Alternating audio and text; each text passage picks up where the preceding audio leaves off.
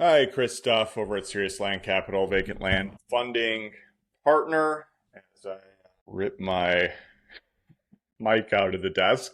So today wanted to talk about yet more lessons regarding, just pitch perfect listing strategies. Again, I've been doing this a while, and I just feel like there's constantly other mistakes that we could have fixed or things that might not be obvious until something is not going quite the direction that we would have liked. And so I wanted to touch on that Lakeview, Tennessee property that we own. I know I've remarked on this one a lot. This is like the number one property that is just giving me concern within our portfolio. I mean, we listed this right before New Year's of last year, still hasn't sold. We had one offer that the buyer bailed within a couple days of going under contract, and now we're approaching like half the listing price of what we initially listed at. So it was a 35K buy. We had a preference built in to give us an extra 5K of profit upside if it sold below 70,000. We listed at 70, steadily have dropped it now to 39.9 as of today. Such limited interest. I've made a ton of cold calls, tried like every possible marketing avenue in the book here. Solid realtor group, very responsive, just, really nothing going on. And so I was reviewing this property again, and I know I remarked a couple weeks ago where, we uncovered a nasty error with a different Tennessee property that we have, the 25 acres that's actually going up for absolute auction tomorrow. So that one I'm actually feeling a bit more confident with. Yeah, knock on wood. Never know how auctions will go. But in that other property, we had missed that it was listed twice within the last couple of years and didn't sell.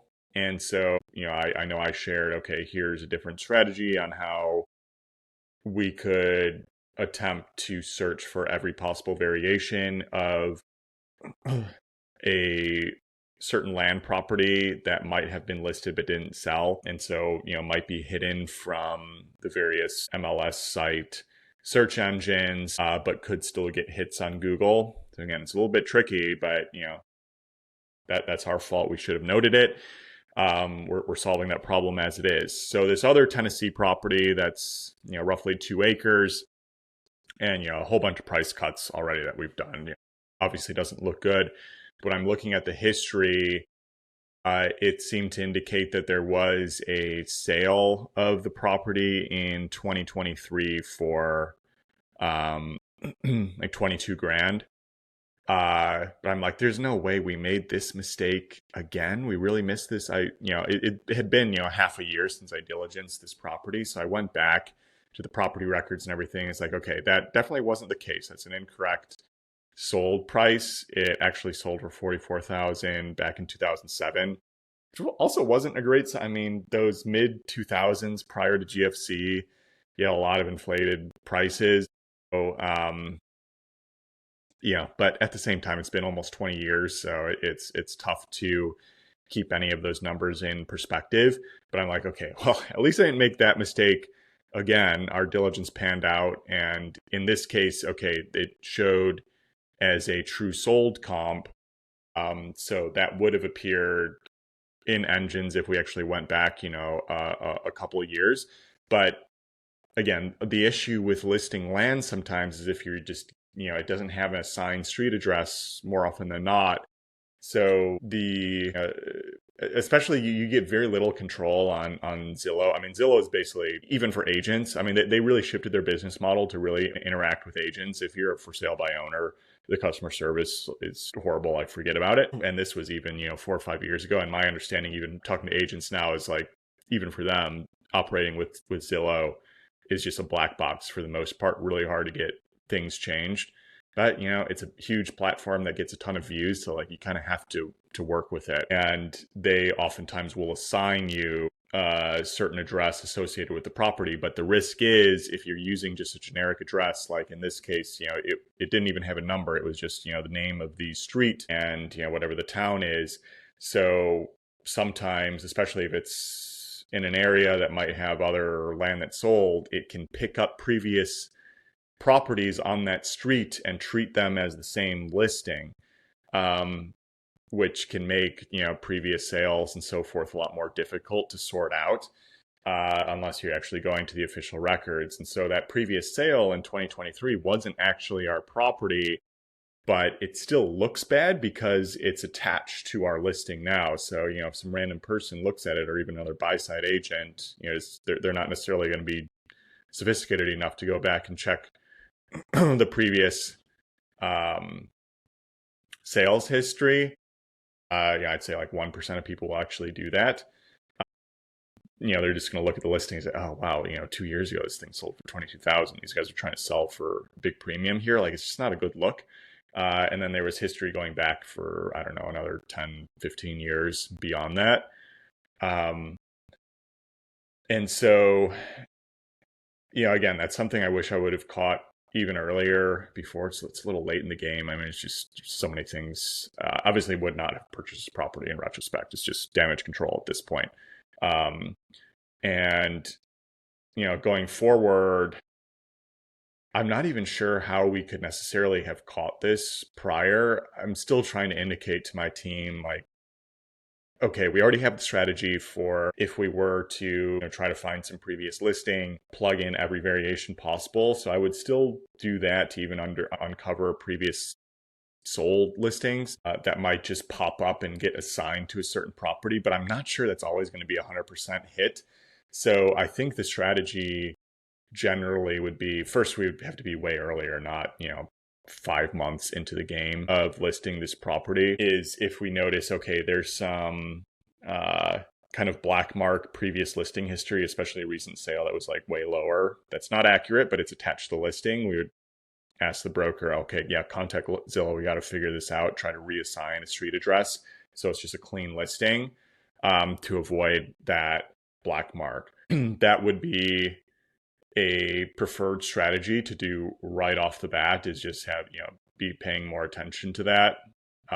It's better late than never. I'm going to actually reach out to those guys and see, hey, can we just update this? It looks bad. So that's just something to keep in mind there for, again, this all operates differently. It might show up on Zillow or Redfin. They're not always one-to-one in terms of how previous listing history might show up. But that is another thing you should really be paying attention to, that when I was looking at this, it's like, oh man, it's just another thing that went wrong with this property that has just been a growing pain in the neck that, I'm just banging my head against the wall trying to offload here. Also at the same time, and this is a reminder for myself, I've made this mistake in the past, and clearly didn't learn my lesson quite as well from this side either, is that you really have to be careful with per acre pricing for anything below roughly 2 to 3 acres on average, because at that type of acreage, just the raw trading prices for what properties are going for are going to be more important compared to what the actual acreage or whatever the per acre price range is. In more simple terms, that means that, if you're especially in kind of an infill area, like a half acre lot might go for the same price as a 3/4 acre lot or a 1 acre lot or even a 1.5 acre lot, because the per acreage pricing is just less important on average for properties of that size. And so we thought, hey, we have a roughly 2 acre piece here that also has lake view. Like, it just seemed more advantageous. We thought there were more positive characteristics to it, but that's also a risk. Like, teaching myself again, like, price and whatever is trading in the area is always the most important factor. Property characteristics is secondary. It's a close second, but you have to consider pricing even more. Well, let me take that back. Certain characteristics will matter more than others. Like if it's just covered with wetlands or something, like something that's vastly inferior, that's going to matter more than like what's actually trading.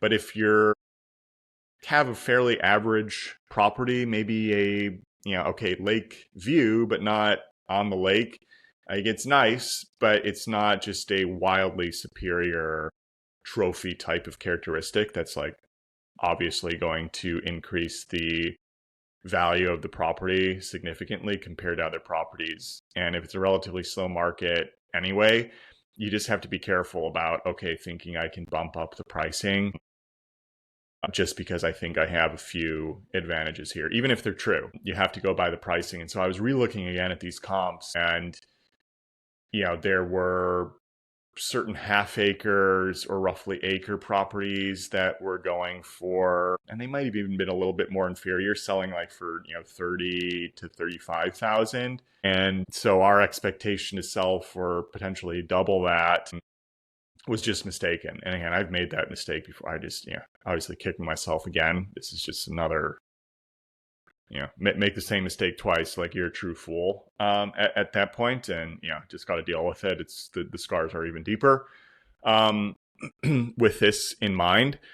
And so again, that's just a reminder. Okay, our 2 acre difference was really not that important for what the market was saying parcels of this relative acre range was actually trading for. So I feel like we're getting close to a bottom here. I mean, you can only get that close to $0 to actually sell a property, right? Like at some point you're going to find a market. And looking at these other previous comps, again, I would say this is more difficult macro. I would be surprised if this thing sells for lower than 30. And now the same brokerage representing our property is adding a contiguous half acre property this Friday, so 2 days from now, that should prove advantageous for our property too, because it lets a possible buyer have access to 2 different roadways. So it just, makes the whole parcel, a full 2.5 acres if they were to buy both of them. But they're pricing that half acre at 25,000. And that's like a roughly 50K per acre pricing. Whereas with our price cut, we're now at 20K per acre. So it's huge variation from a per acreage range. But in terms of what might be a tradable parcel, that probably just won't matter quite as much. So, it's, if they think they can move this at 25K, obviously these brokers are like, hey, we have this other parcel right next to it that has just been getting killed. They probably would not, within good conscience, list that other one too high. So if we're at just below 40 now for X the size of the property with better views, I don't know. It stands to reason that it's going to be advantageous that we're going to stick out even more, plus have that other property behind it. And we'll see how this performs over the coming days. So just want to share those couple lessons with you all about this property here. I'll obviously keep you updated as soon as we find a way to exit this thing, and hopefully you avoid these mistakes that we made as well. With that, seriousland.capital for any of your funding needs, zero cost due diligence at Land Daily Diligence Facebook group, and landpricer.ai. I'm about to get started on more work there right now. Remember, landonconference.com, $200 off your ticket for August 7th through 9th. Use my last name for the promo code, and subscribe and share. See you tomorrow. Take care. Bye.